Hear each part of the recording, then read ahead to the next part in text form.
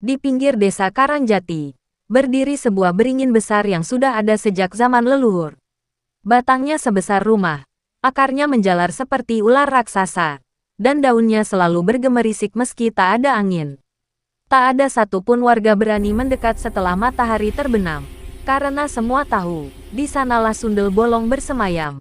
Orang-orang tua bercerita bahwa dulu, ratusan tahun lalu, seorang perempuan hamil dibunuh dengan kejam di bawah beringin itu. Arwahnya tak pernah tenang. Ia berubah menjadi makhluk yang menuntut tumbal manusia agar tidak mengamuk. Jika ia lapar, desa akan menerima pertanda. Bau anyir seperti darah busuk muncul di malam hari. Daun beringin gugur meski bukan musimnya. Tangisan perempuan terdengar dari arah pohon saat tengah malam. Dan jika semua itu terjadi, seseorang akan hilang. Wira, seorang pemuda desa yang rasional dan tak percaya hal mistis, menertawakan semua cerita itu. Orang hilang itu pasti kabur atau diserang binatang, katanya. Suatu malam, ia nekat melewati jalan pintas di dekat beringin saat pulang dari sawah. Kabut turun perlahan, udara tiba-tiba dingin menusuk. Katanya. Lalu ia mendengar suara, "Mas, dingin." Suaranya lirih, memelas. Di bawah beringin, berdiri seorang perempuan berambut panjang menutupi wajah, mengenakan kebaya putih kusam. Wira mendekat. "Mbak Yu."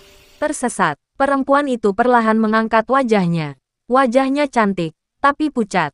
Matanya hitam tanpa putih. Bibirnya tersenyum aneh. "Aku lapar, Mas." Ia berbalik, dan saat itulah Wira melihatnya. Punggungnya Mbak berlubang Yu, besar, hitam, tersesat? tembus ke depan. Di dalam lubang itu, tampak samar wajah bayi menangis tanpa suara. Wira berteriak. Perempuan itu menoleh lagi, kini wajahnya berubah rusak. Rahangnya terbelah. Giginya panjang runcing. "Kau, tumbalku malam ini."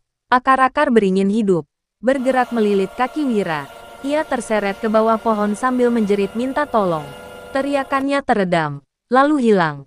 Hening. Keesokan harinya, Wira tak pernah ditemukan. Yang ditemukan hanya sandalnya di bawah beringin, bekas tanah yang ambles seperti bekas sesuatu ditarik masuk, dan bau busuk yang menyengat selama 3 hari. Sejak itu, warga desa kembali mengirim sesajen setiap malam Jumat Kliwon ke bawah beringin. Nasi putih, bunga 7 rupa, dan ayam cemani. Bukan sebagai persembahan, melainkan sebagai permohonan agar tidak ada lagi yang diambil. Namun orang-orang tua tahu satu hal. Sundel bolong itu tidak pernah kenyang. Ia hanya bisa ditunda, dan jika suatu hari beringin itu tumbang, maka ia akan berjalan bebas, mencari tumbalnya sendiri.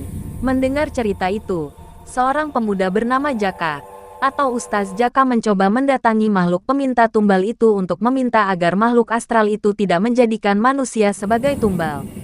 Pas di malam Selasa Kliwon, Ustaz Jaka mendatangi pohon beringin tua tempat iblis wanita itu. Tidak terlalu lama, sundel bolong yang tidak terima permintaan Jaka mencoba menyerang Jaka.